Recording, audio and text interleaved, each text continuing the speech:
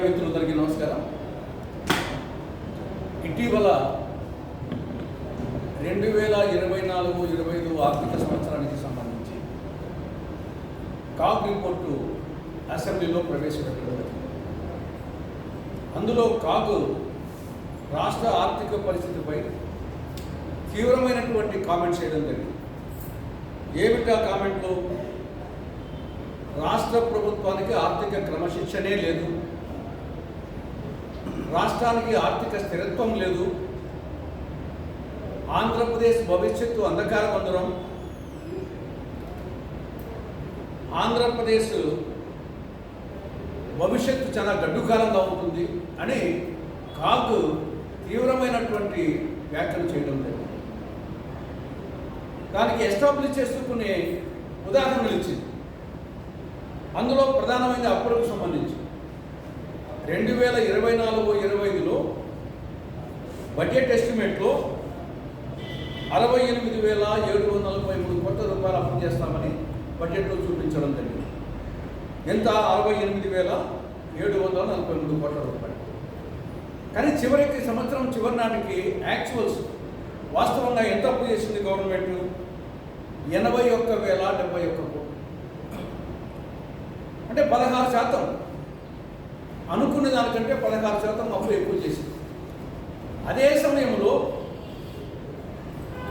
మూలధన పెట్టుబడి capital expenditure 50% తగ్గింది.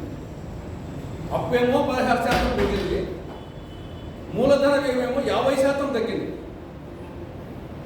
బడ్జెట్ ఎస్టిమేట్ ఏమో మూలధన వ్యయము 32,713 కోట్ల రూపాయలు ఖర్చు పెడతామని చెప్పారు. ఆఖరికి ఎంత ఖర్చు పెట్టారు? కేవలం 16,141 కోట్ల రూపాయలు. అంటే 50% తగ్గింది. అంతకుముందు సంవత్సరం కంటే 2023-24 కంటే కూడా 12% తగ్గింది.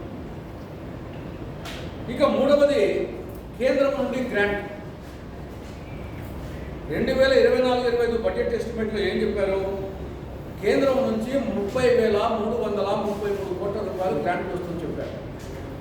కానీ ఆఖరికి వచ్చిందంట 20,188 కోట్లు. అంటే 10,145 కోట్ల రూపాయలు కేంద్రం నుండి రావాల్సిన గ్రాంట్ తగ్గింది. మరి పదే డబుల్ ఇంజన్ చెప్పేసి చుట్టకొడుతూ ఉంటారు.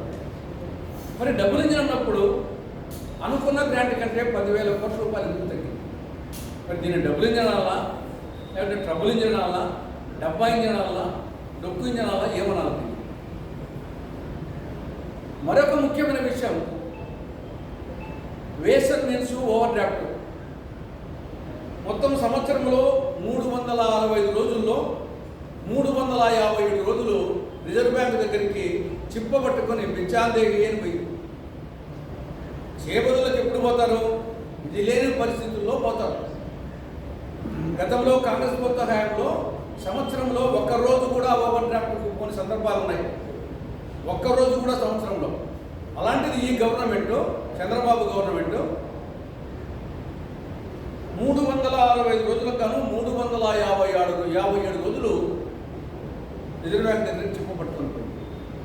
ఎంత అమౌంట్ తెచ్చుకున్నది? 1,72,532 కోట్ల రూపాయలు చేబదులు. ఆ చేబదుల మీద మళ్ళా వడ్డీ 303 కోట్లు వడ్డీ చెల్లించింది. కాబట్టి రాష్ట్ర ఆర్థిక పరిస్థితి చాలా అధ్వానంగా ఉంది. ఇప్పటికైనా కాగా అత్యంతతో సరే రాష్ట్ర ప్రభుత్వానికి జ్ఞానోదయం కలిగి ఆర్థిక క్రమశిక్షణ పాటించాలని చెప్పేసి కాంగ్రెస్ పార్టీ రాష్ట్ర ప్రభుత్వానికి హెచ్చరిస్తాము.